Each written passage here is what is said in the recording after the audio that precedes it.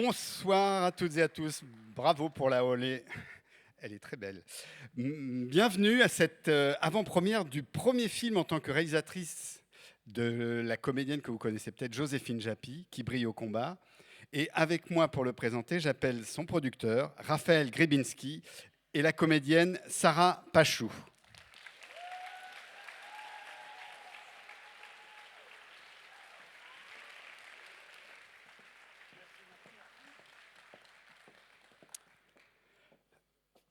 Bienvenue à Cinémed. Raphaël, peut-être un petit mot parce que normalement, Joséphine aurait dû être parmi nous. Ouais, déjà merci beaucoup d'être là. Cette salle est sublimissime. C'est assez hallucinant quand on arrive de voir cet espace et cette salle. Vous avez beaucoup de chance de regarder un film dans cette salle. Merci d'être venu un dimanche soir. Vous auriez pu être devant 7 à 8 et vous avez décidé de regarder le film de Joséphine et ça fait extrêmement plaisir. Elle n'est pas là. Désolé pour ça, elle a un petit souci de santé, pas grave du tout, mais vous avez Sarah Pachou quand même avec vous et ça c'est énorme, s'il vous plaît. Donc faites un maximum de bruit pour elle, s'il vous plaît. Merci. Elle est incroyable dans le film, vous allez voir. C'est très compliqué de parler de ce film-là avant que vous l'ayez vu, donc on sera là évidemment après la projection du film. Je laisse Sarah dire un mot, mais on voulait vous prévenir de l'absence de Joséphine. Elle s'excuse bien évidemment.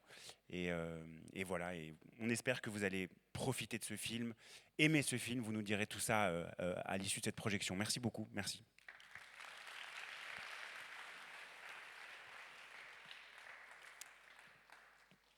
Merci beaucoup d'être là. Effectivement, je ne vais pas redire ce qui a été dit, mais en général, c'est Joséphine qui fait la présentation du film. Donc voilà, j'ai pas trop l'habitude de cet exercice, mais je pense que c'est mieux de le découvrir sans avant-propos. Donc voilà, je vais juste vous souhaiter une bonne séance. À tout à l'heure.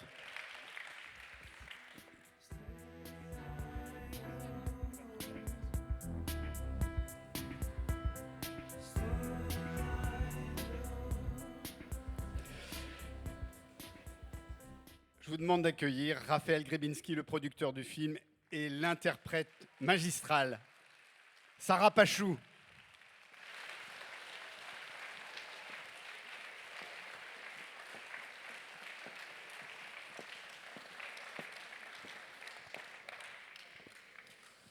Alors, un micro va circuler dans la salle si vous avez des questions, mais on peut peut-être commencer. Raphaël, comment ce projet vous est arrivé et qu'est-ce que c'était ce projet bien sûr, peut-être adapté de faits réels, mais est-ce que vous pouvez nous en dire plus? Oui, bien sûr. Déjà, merci. Merci, j'espère que ça vous a plu. On a hâte d'avoir un petit débrief de votre part. C'est toujours agréable de sentir les premières impressions du public. C'est simple, en fait, c'est la vie de Joséphine. Elle est à 99% proche de ce qui lui arrive à Joséphine. Elle a une petite sœur qui est atteinte d'un syndrome qu'on appelle Phelan-McDermid. C'est un terme compliqué, mais c'est un syndrome, c'est le syndrome qu'a sa petite sœur Bertie. Et donc c'est vraiment très tiré de sa vie à 99%, les combats, les angoisses, les peurs, mais aussi ces moments de joie, ces moments poétiques qui ont été retranscrits à l'image. Donc tout simplement, elle a eu l'idée de faire ce film, elle en a parlé évidemment à sa famille, et elle a mis 6 mois à coécrire le scénario avec Olivier Torres. Et donc en fait le projet s'est fait assez rapidement à partir du moment où elle a eu l'idée, mais vraiment l'inspiration elle est extrêmement personnelle. Voilà. Et donc le casting, comment ça s'est déroulé? Mélanie Laurent, je pense qu'elle avait tourné, elle avait fait jouer Joséphine dans... Exactement, quasiment à 10 ans jour pour jour, elle avait fait... non, c'est Respire, c'est ça, elle avait fait Respire à 10 ans jour pour jour. Et pour elle, c'était une évidence de faire jouer Mélanie. Elle en a aussi parlé à sa famille. C'est marrant, elle a demandé à sa maman si c'était OK que Mélanie joue sa maman. Et évidemment, elle a dit, il n'y a pas de problème. C'est une très grande actrice, moi je la trouve formidable dans ce film. Quant à Sarah, c'est une autre paire de manches, c'est une autre histoire. Je vais aussi laisser Sarah parler en son nom, mais en gros, pour la faire très rapide, le casting pour le rôle de Bertie a été un peu plus compliqué parce qu'il a été fait en plusieurs étapes. À la base, la volonté de Joséphine, c'était d'avoir une comédienne qui était atteinte d'un syndrome qui atteignait le mental et qui était quasiment similaire à celui de Bertie. Donc il y a eu un casting de jeunes actrices qui avaient des syndromes de maladies qui étaient similaires à celui de Bertille. Et en réalité, c'est très compliqué à la fois de faire tourner des jeunes filles qui ont ce syndrome, mais aussi d'avoir leur consentement pour quoi que ce soit. Et donc il y a eu une deuxième étape qui a été de faire jouer des jeunes filles qui étaient atteintes d'un syndrome aussi, mais de manière un peu plus légère. Et en fait, là, on avait leur consentement pour le jeu, sauf qu'elles avaient des angoisses, des crises d'angoisse de jouer des scènes, des séquences qui exprimaient de manière plus intense leur propre syndrome à elles. Donc c'était très compliqué pour jouer. Et donc on s'est, entre guillemets, rabattu sur des comédiennes qui n'étaient atteintes d'aucun syndrome. Et Sarah a été une évidence, je la trouve absolument formidable dans ce film. On peut l'applaudir, s'il vous plaît, vraiment. Quelle grande actrice, mon Dieu, quelle grande actrice, voilà. Trop hâte de savoir ce que vous avez pensé du jeu de Sarah, mais voilà, elle a été comme une évidence dans ses essais. Voilà. Alors justement, Sarah, comment vous avez travaillé avec, je pense, avec la réalisatrice, et est-ce qu'il y a eu beaucoup de préparation? Comment ça s'est passé pendant le tournage? Est-ce que, voilà, racontez-nous un petit peu comment ça s'est passé. C'était, oui, une préparation très inhabituelle. Quand j'ai reçu déjà le casting, je ne savais pas du tout pourquoi c'était. On m'a rien dit sur ce rôle. Je ne savais même pas le nom du syndrome. Donc il y avait juste des didascalies et aucune ligne de texte, évidemment. Donc à partir de là, ça a été un peu particulier.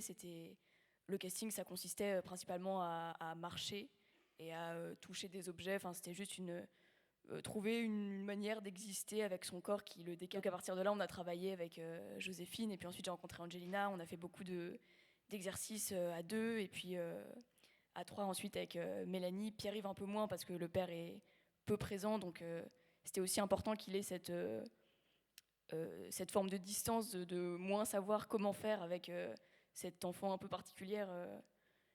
Et ce dont on s'est aperçu, je trouve, dans la scène de la piscine, il y avait vraiment une autre manière de jouer avec ça, quoi. Et donc ça s'est dessiné aussi tout au long du tournage. Et vous avez dû travailler aussi, vous avez rencontré une équipe médicale pour comprendre le symptôme, et est-ce que vous avez rencontré la vraie Bertille? Oui, on a passé un week-end avec Bertille, ce qui était une bonne manière de se rencontrer, parce qu'évidemment, c'est pas en passant 1 heure avec quelqu'un, comme elle parle pas, c'est vraiment de la coexistence, quoi, qui permet de se rencontrer, et c'était très intéressant, et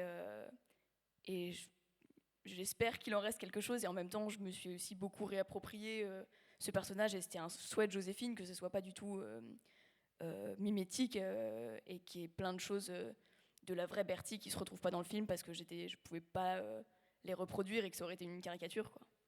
Mais oui, on a rencontré aussi des jeunes en situation de handicap dans un centre qui les accueille, dont un jeune garçon qui avait le même syndrome que Bertille. Donc c'était tout ce travail autour en amont. C'est un travail sur le corps absolument remarquable. C'est pas un hasard si vous avez fait du cirque avant, hein. Parce que cette aisance. Oui, je pense que ça a aidé. Et est-ce que ça a été difficile à monter? Parce que malgré le nom de Joséphine Japy, c'est pas un sujet forcément facile en tant que producteur. Franchement, honnêtement, non. On va rentrer un peu dans le vif du sujet de la vie d'un producteur, mais c'est pas un film qui est extrêmement cher. Donc c'est sûr que c'est pas non plus hyper compliqué à monter. C'est pas des espèces de gros barnums à 10-15 millions d'euros. Donc c'est, en termes de budget, c'était un budget qui était assez restreint, donc pas trop difficile. Et surtout, le sujet, c'est un sujet qui parle. C'est un film qui est coproduit aussi avec France Télé. Donc c'est un sujet qui est rassembleur, qui parle, qui est pas très compliqué, honnêtement. Après, c'est beaucoup de travail, bien évidemment, c'est beaucoup de travail en amont, c'est beaucoup d'écriture. C'est pas non plus, ça se fait pas comme ça, mais en tant que producteur, j'ai eu des films qui étaient un peu plus compliqués à monter. La mise en place du casting, typiquement pour le rôle de Bertie, c'était beaucoup plus un défi que en termes de production pure, franchement. On a tourné, comme vous l'avez vu, dans le sud de la France, d'ailleurs. On a fait, je rebondis sur une petite anecdote de tournage, mais on ne voulait pas que le film soit trop glauque. Donc on ne voulait pas, en plus du thème qui est un peu lourd, tourner dans le nord de la France, à côté de Dunkerque. J'espère qu'il n'y a pas de gens de Dunkerque, mais c'est une très belle ville. Mais on voulait aussi ce côté un petit peu solaire. On voulait la mer, on voulait la présence de l'eau, on voulait la présence du soleil. même si on a eu certaines journées qui étaient un peu compliquées, mais donc c'était aussi pour ça qu'on a tourné dans le sud, et pareil, la ville de Nice nous a beaucoup aidé, a beaucoup aimé ce projet, donc en tant que producteur, c'était un vrai plaisir de faire ce film, vraiment, vraiment. Et Apollo, le distributeur, est aussi arrivé très vite. Ouais. Apollo est arrivé très vite. Je pense qu'ils aiment beaucoup le travail de Joséphine. Ils aiment beaucoup Joséphine. Le fait que ce soit son premier film en tant que réalisatrice aussi, c'est quand même plutôt sympa pour un distributeur et pour un producteur. Elle est hyper talentueuse en tant que comédienne. Je la trouve tout aussi talentueuse en tant que réalisatrice. J'espère qu'elle va faire plein de films et que c'est le début d'une belle aventure pour elle, quoi. Vraiment, vraiment, vraiment. On parlait tout à l'heure qu'il y a des présentations où elles ne montent pas sur scène au début pour laisser un peu les spectateurs. Bah ouais, c'est ça, parce qu'en fait, nous, ce qu'on aime bien faire, là on l'a pas fait avec vous, mais ce qu'on aime bien faire, c'est que Sarah vienne à la fin de la projection, parce que ce qui nous est arrivé beaucoup en projection, en festival, c'est que les spectateurs pensent que Sarah est vraiment atteinte du syndrome de Phelan-McDermid, et c'est vrai que là, on est arrivé avec Sarah. Voilà, elle n'est pas atteinte par aucun syndrome, et donc l'appréhension de son personnage, de son rôle, de ce qu'elle incarne dans le film, c'est pas le même. Moi, ça m'aurait, c'est pas grave, c'est trop tard, et c'est quand même aussi intéressant de savoir comment vous l'avez vécu, mais c'est vrai que ce qu'on a beaucoup comme retour, c'est waouh, elle joue. Elle n'est pas du tout comme ça, et c'est vrai que c'est assez choquant pour les gens, tellement elle a un jeu. Tu as un jeu juste. Et donc voilà, donc là on a fait une petite exception, on vous a présenté cette talentueuse actrice en amont de la projection, donc c'est intéressant d'avoir vos retours aussi là-dessus. Exactement. Est-ce que vous avez eu l'effet waouh, et commentez-nous. N'hésitez pas à lever la main si vous avez un commentaire, une question à poser. Des micros sont dans la salle pour vous donner la parole. Madame.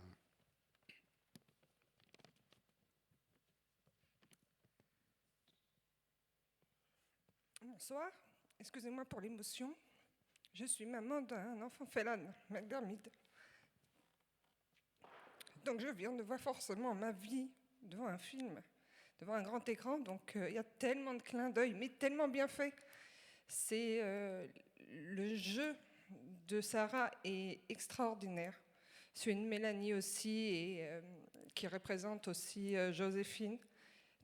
Tout est dit dans notre quotidien. Et c'est avec beaucoup d'émotion. Et vous l'avez, comme vous dites, vous avez aussi apporté de la légèreté. Parce qu'il n'y a pas que la difficulté. La dernière image, quand on voit Sarah rire, sourire du moins, à sa sœur, c'est vraiment beaucoup d'émotions, parce que c'est ce qui nous fait tenir, en fait. C'est les sourires qu'on peut avoir de temps en temps dans notre quotidien, qui est si difficile, dans tous les clins d'œil que vous avez mis. Moi, je veux dire une cuisine ouverte, mais c'est même pas pensable. Donc ça m'a bien fait rire de voir ça, de voir bien sûr sur le frigo tout ce qui a été mis en place. C'est vraiment plein de clins d'œil sur notre quotidien. Donc je voulais vous dire un grand merci, et à tous les noms des familles Phelan-McDermid. Merci beaucoup, merci.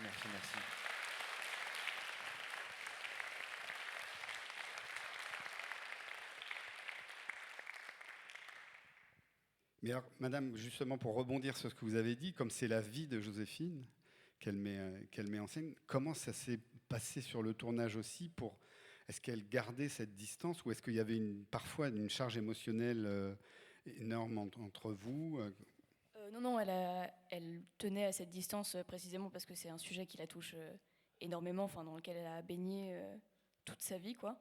Donc on a fait ce travail en amont, de rencontrer sa famille, de voir comment c'était en vrai. Mais à partir du moment où on a commencé à tourner, c'était important qu'il y ait une dimension vraiment fictionnelle. Mais ce qui n'a pas empêché que sa mère et sa sœur viennent toutes les deux sur le tournage d'une scène, de la première scène à la plage, ce qui a un peu ému tout le monde, quoi. D'ailleurs, pour rebondir sur ce que disait Madame, merci beaucoup pour votre témoignage, c'est très touchant.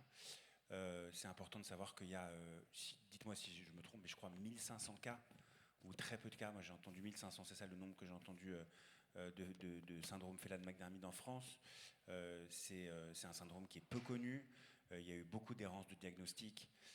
Donc les familles, c'est une bagarre pour toutes les familles, notamment celle de Joséphine. D'ailleurs, c'est retranscrit dans le film de savoir si ça se transmet, si le personnage de Joséphine, qui est incarné par Angelina, pourra avoir des enfants qui ne seront atteints ou pas du syndrome. Donc tous ces questionnements-là, c'est des questionnements qui sont très ancrés dans le réel. Et comme c'est un syndrome qui est peu connu, c'est vrai que le combat est encore plus difficile, puisque c'est pas comme si c'était un syndrome, une maladie qui était très répandue en France. Et donc les familles peuvent se sentir seules. Et donc avoir ce genre de retour de votre part, madame, moi ça me fait... C'est pour ça qu'on fait du cinéma, quoi, tout simplement. Voilà, donc merci beaucoup. Merci. Bon, ça va être très dur de passer après madame qui a mis le curseur sur l'émotion très très haut. Où est-ce que vous êtes Là. Ah oui. Non, moi je voulais juste revenir sur le jeu de Sarah. Franchement, quand je vous ai vu arriver, quand vous avez les cheveux attachés, tout ça, et que je vous vois un petit peu de loin malgré mes lunettes, je me disais, mais elle joue quel rôle en fait? Et quand j'ai su que vous jouez Bertie, franchement, c'est waouh, l'effet waouh, il y est quoi. Une grande actrice aînée, bravo. Voilà. Merci beaucoup, c'est très gentil.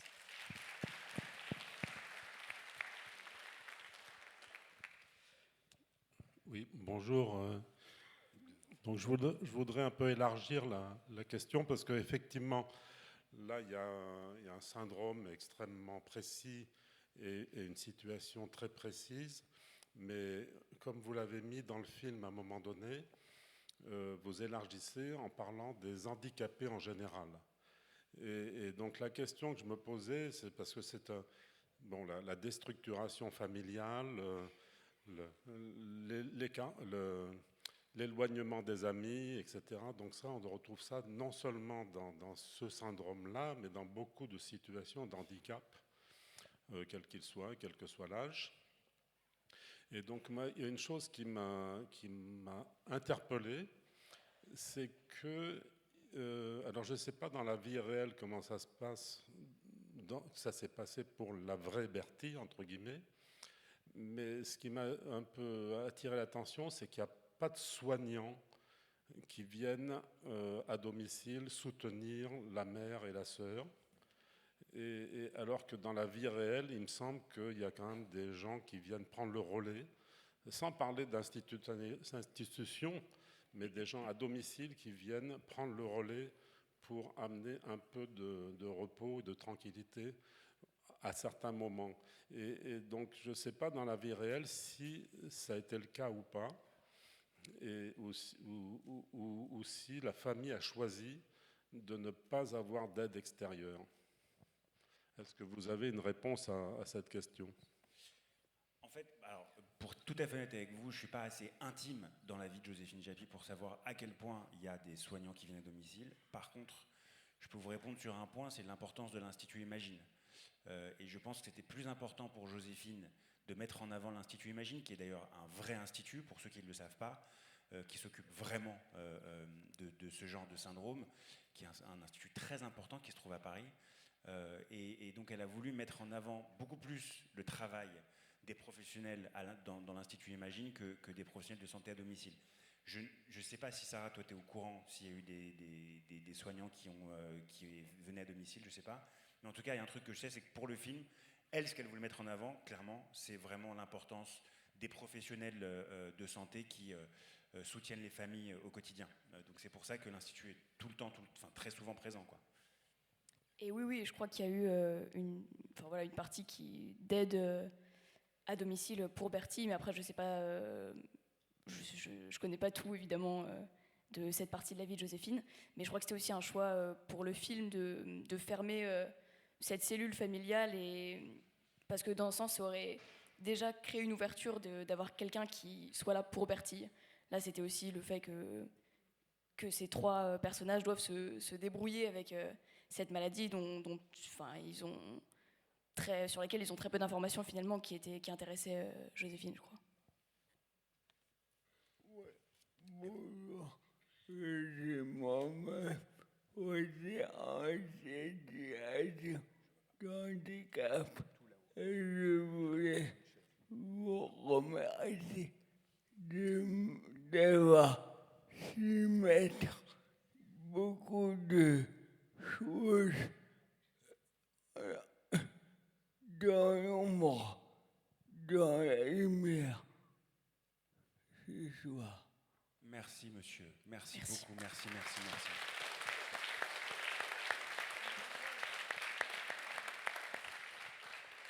C'est pour ça qu'on fait du cinéma, monsieur. Franchement, voilà, c'est pour ce genre de témoignages que vous venez de nous donner. Pardon, je prends la... Pardon. J'ai l'habitude de faire plutôt des films de comédie. Et le cinéma, c'est aussi ça. Le cinéma, c'est rire, le cinéma, c'est pleurer, le cinéma, c'est être ensemble. Le cinéma, c'est envoyer des messages. Et franchement, vos témoignages à tous d'ailleurs, enfin, je sais pas pour toi, Sarah, mais ça, c'est précieux. Donc merci, monsieur. Merci beaucoup, beaucoup, beaucoup pour votre témoignage. Merci.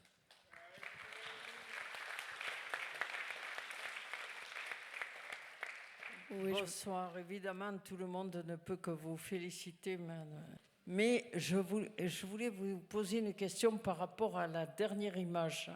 Madame a dit que ça l'avait réconforté de voir que sa sœur lui sourit.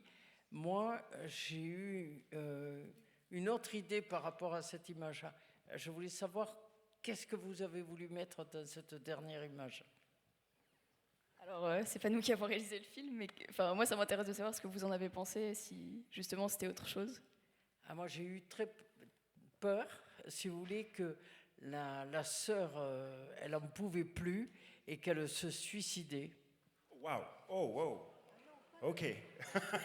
Voilà, non, j'ai vraiment, si vous voulez, parce que elle part dans l'eau et on ne sait pas, on ne voit pas si elle sortira de l'eau, ce qui va se passer, quoi. Alors, enfin, moi, j'ai eu très peur par rapport à ça. Généralement, à 1h40 de film, si on fait une fin comme ça, c'est un peu glauque.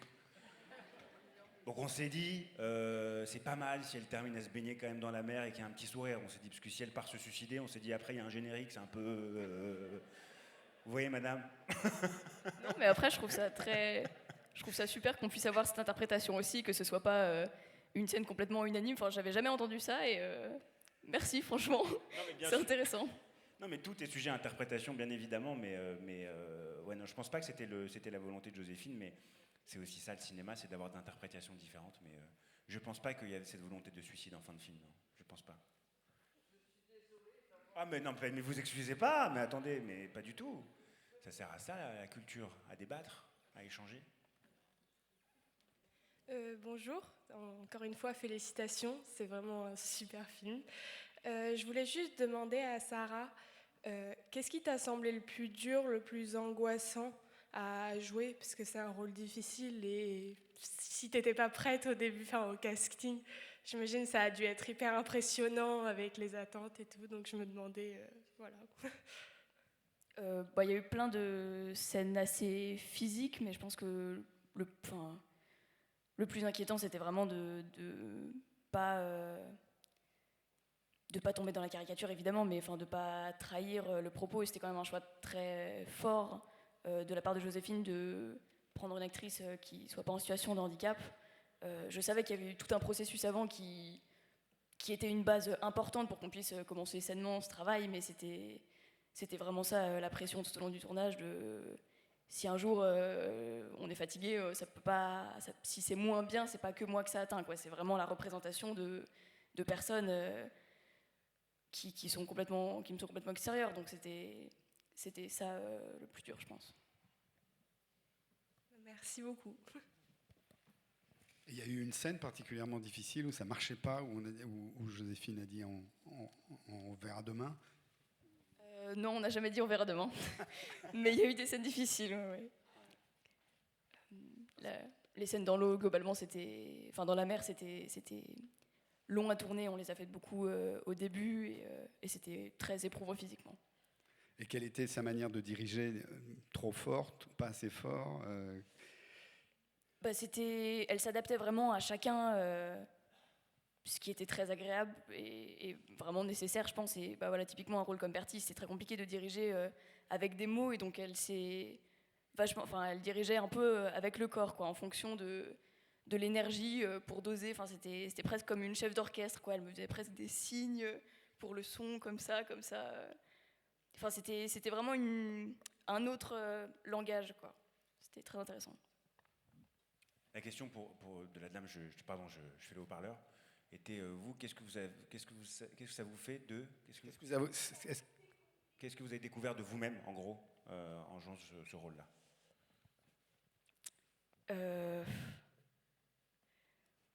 Complètement une autre manière d'utiliser mon corps, ma voix. Enfin, c'était un autre état, quoi. Je pense que c'est beaucoup passé par la façon de marcher, de regarder. C'est-à-dire que tout ce dont on dispose, tout ce qu'on est capable de faire en tant que personne neurotypique, c'est possible pour Bertie, mais ça a une autre fonction. C'est-à-dire que le regard sert pas du tout à créer de connexion sociale, quoi. Il y a une espèce de... elle capte tout, mais il y a pas de... Enfin, le lien passe pas par là, quoi. Du coup, ça passe plus par le toucher. Donc c'était développer des choses qu'on n'utilise pas tellement dans la vie sociale, nous. La marche, pareil, il y a un truc où c'est... Enfin, c'est une marche qui n'a vocation qu'à avancer, quoi. Elle n'est pas du tout encombrée de tous les tics un peu sociaux qu'on peut enregistrer, nous, quoi. Alors, bonsoir, je suis là-haut. Juste une toute petite question, parce qu'on parlait tout à l'heure de la dernière scène sur la plage, quand elles vont dans l'eau. Moi, je voudrais revenir à la scène d'avant, quand elles se retrouvent, Marion et Bertie, dans la chambre, et que Marion lui demande si ça va, etc. Et là, on a l'impression, alors je ne sais pas si c'est une erreur, mais que Bertie dit un mot et dit rien. Et le mot rien. Est-ce que c'est vrai ou est-ce que c'est moi qui est mal entendu? Enfin, parce que comme elle émet des sons et des bruits, là je me suis dit, elle dit un mot. Bah, je crois que c'était une volonté justement que ça reste un peu flou. Mais oui, l'idée de Joséphine, c'était qu'il y ait un doute. Mais le mot de Joséphine, c'était Marion, c'était pas rien. Oui, mais voilà. Je trouve rien pas mal aussi. Voilà, c'est pour ça que je me suis dit que c'était ce côté espérance qui arrivait et que c'était la scène qui faisait qu'elle partait finalement à l'eau après, toutes les deux, qui allait amener à cette baignade. C'est une très bonne interprétation. Oui. Exactement. Merci. Merci. Moi, je voudrais parler du rôle du père, du mari. J'ai trouvé un moment du film très vrai, ce côté un peu déroute du couple, la sensibilité du père qui est un peu perdue. Donc j'ai trouvé la fin un peu fleur bleue. Il fallait peut-être certainement avoir un regard positif à la fin du film, mais c'est bien d'avoir montré ce père et ce mari fragile et toute cette force qu'il faut y avoir dans le couple et dans la famille pour justement vivre avec ce handicap et avec cet amour pour cet enfant. Je crois que c'était justement la volonté de Joséphine de laisser la fin ouverte sur la question de la séparation des parents. Ça a été un choix qui s'est fait assez tardivement de les réunir dans la voiture, dans la scène de fin où tout le monde cherche Bertie. Mais je crois que oui, c'était vraiment une part qui lui tenait à cœur. Et parce qu'il me semble qu'effectivement, c'est le cas d'un nombre énorme de couples qui ont des enfants en situation de handicap. D'ailleurs, pour la petite histoire, pour ceux qui ne connaissent pas Pierre-Yves Cardinal, donc qui est joué qui joue le père, il est complètement québécois. Et donc il a effacé son accent québécois. Je ne sais pas si vous l'avez entendu, mais normalement, s'il a bien fait le taf, on ne sent pas qu'il est québécois. Mais quand vous lui parlez dans la vraie vie, il dit c'est extraordinaire, merci beaucoup. Alors qu'en fait là, il a réussi à prendre l'accent français, ce qui est quand même hyper fort.